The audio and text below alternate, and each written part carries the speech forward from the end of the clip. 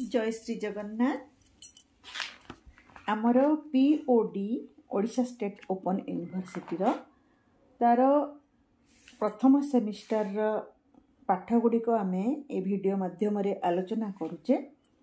वर्तमान आमर पीओडी 101 जो बहीटर नाम होची ओडिशार संस्कृति तार दुईटी एकक आम बहीर धाड़ी अनुसार आम लाइन बाय लाइन आलोचना कर सारी।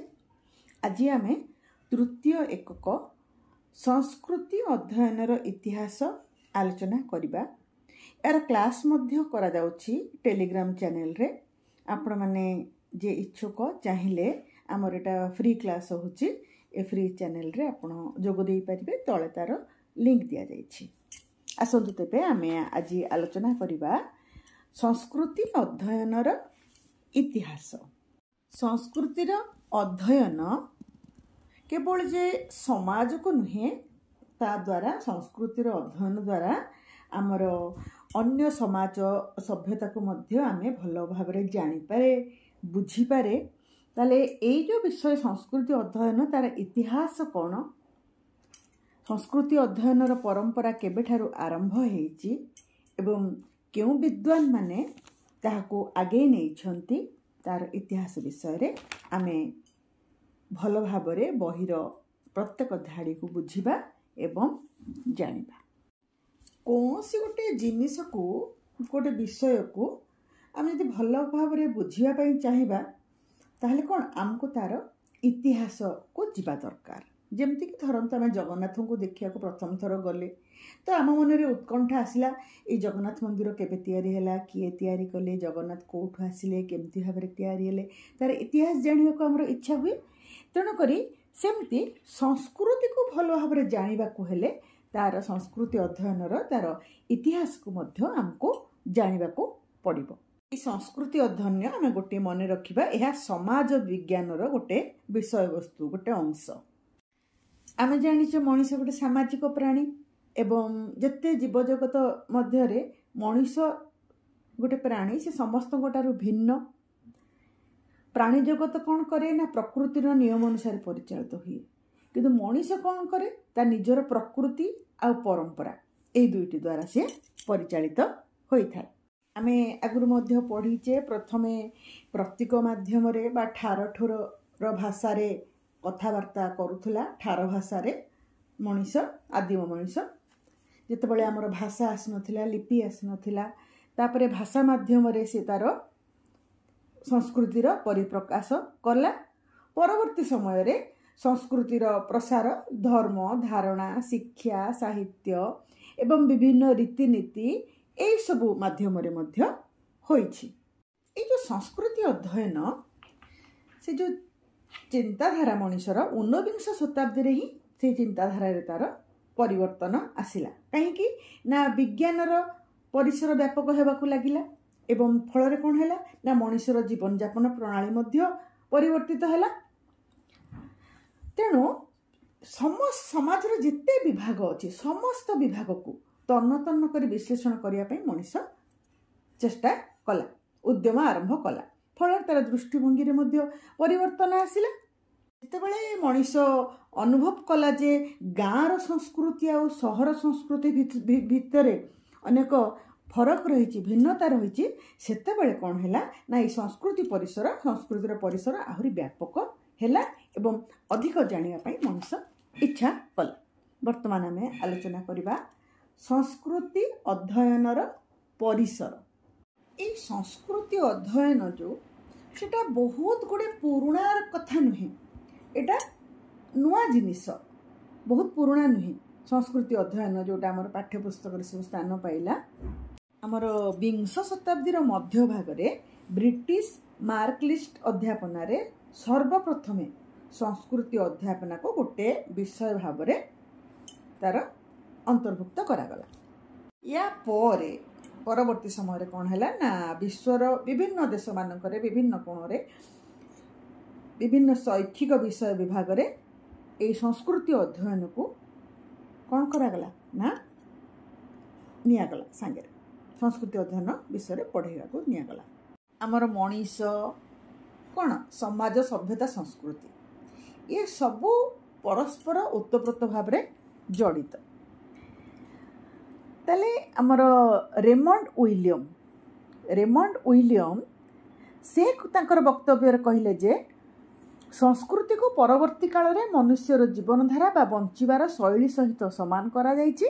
तांको मतरे 19 शताब्दीर द्वितीय भागरे सांस्कृतिक अध्ययन को गोटे तुलनात्मक गवेषणार विषय वस्तु भाव में निगला।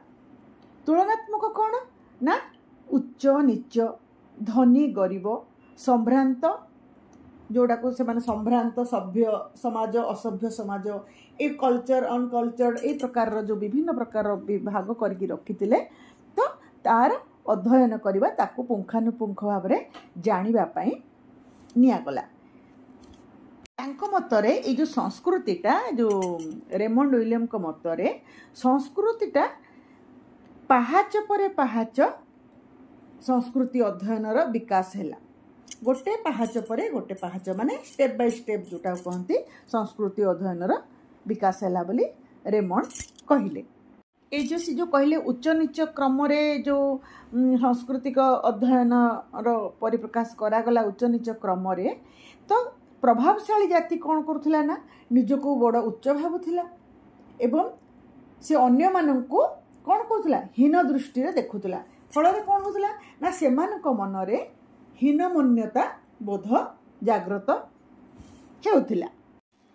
आ संस्कृति अध्ययन परिसर भीतर को कौन निगला जमती कि धनीर गरीब उपरे पुरुषर नारी उपरे मालिकर तार भृत्य उपरे जो अत्याचार चली जो प्रभुत्व से माने विस्तार करी रही से विषय को यार आलोचनाभुक्त परिसरभुक्त करागला।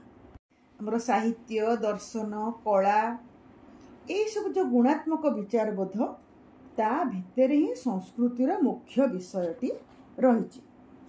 कालक्रमे कौन है ना संस्कृति अध्ययन समाजतात्विक और नृतात्विक अध्यापना पाठ्यक्रम गोटे मुख्य विषय भाव में निगला। आमर जो उदारीकरण और जगतीकरण है ग्लोबलाइजेशन जहाँ को आम कह जगतीकरण है से कौन है से समाज रे संस्कृतिर अध्ययन को ये मार्क्सवाद और नारीवाद यही परिप्रेक्षी में विशेष भाव में आलोचना करागला। सांस्कृतिक अध्ययन संस्कृतिर अर्थ प्रकार्य तार परिसर संबंध में ज्ञान आहरण करागला एवं ता सहित वर्तमान जो सामाजिक राजनीतिक आर्थिक परिस्थिति उपजी एवं सांस्कृतिक प्रभाव आसता से परिवर्तन विभिन्न दिग को सामाजिक गवेषणा स्थान दिगला। विशेषकर जो कहगला नूतन उदारवाद बा नव उदारवाद नियो लिबरालिज्म है यहीटा कौन नूतन उदारवादटा कौन ना यहाँ गोटे आर्थिक और राजनीतिक विचारधारा जहाँकि ये बजार रे जार स्वतंत्रता निजीकरण माने प्राइवेटाइजेशन तापर मुक्त व्यापार माने फ्री ट्रेड जो एवं सरकारी भूमिका को सीमित करने उपरे एटा गुरुत्व दिए कौटा ना नूतन उदारवाद। यही विचारधारा मतरे आर्थिक विकास सेतेबेले संभव जेतेबेले बजार को कम से कम सरकारी माने बहुत कम सरकारी हस्तक्षेप जोटी रहिबो तेबे ही यहाँ आगे पारिबो। आमर 1980 मसीह अमेरिका रे एटा प्रथमे लोकप्रिय होइतिला एवं 1991 बेलକୁ ताहा भारत को आसिला। तापर आलोचना करबा संस्कृति अध्ययनर इतिहास। आमर ए बहिर प्रथम एकक रे आमे ईबी टाइलर को कथा पढिचे आमर पुराना वीडियो सुनिले जानि परिबे। तो सेथिरे से संस्कृतिर संज्ञा जेतेबेले आमे पढितिले सेतेबेले आमे ईबी टाइलर जो कहितिले संस्कृतिर संज्ञा विषय रे आमे पढितिले ताले जहाँ को कि समस्ते संस्कृतिर संज्ञा बोली ताको स्वीकार करचंती। से ईबी टाइलर से कौन करथिले ना संस्कृति प्रति गोटे साम्य भाव देखैथिले। तांको पोरे आसिले जो नृतत्वविद एल.एच. मोरगन से किंतु ताको गोटे भिन्न दृष्टि देखिले संस्कृति अध्ययन इतिहास से भिन्न दृष्टि देखिले। मोरगन कहिले जे सबु समाज बा गोष्ठी रे संस्कृतिर गुणात्मक स्तर समान न थाए। से संस्कृतिर विकास गोटे उच्च नीच क्रमर सोपान रखी अनुशीलन कले। तांको मतरे का मतरे मोरगन मतरे संस्कृति है गोटे असभ्य समाज माने जो अनसिविलाइज्ड बा बन्य बा सैवेज ठारू आरंभ होइकी सभ्य समाज बा सिविलाइज्ड स्तर रे पहुंची थाए। एटा सब बेले कौन होता है ना विषय केंद्रिक होता है एवं विचार योग्य होता है सब्जेक्टिव एंड जजमेंटल। तापरे हमर समाज विज्ञानी हर्बर्ट स्पेंसर आसिले आमे संस्कृति जन इतिहास पढ़ुचे ना तेणुकर क्या के ई टाइलर तापरे मोरगन तापरे आसिले हर्बर्ट स्पेंसर। हर्बर्ट स्पेंसर तांकर जो मत तांको मतवाद मोरगन मतवाद सहित किछिटा सामंजस्य रखुतिला। स्पेंसर तांको सामाजिक विवर्तन उपाख्यान मान से गोटे जो ग्रंथ लिखिथिले थियोरी ऑफ सोशल इवोल्यूशन से संस्कृति को विभिन्न श्रेणी रे विभक्त करछंती आ उच्च नीच क्रम रे से ताको अनुशीलन करिछंती।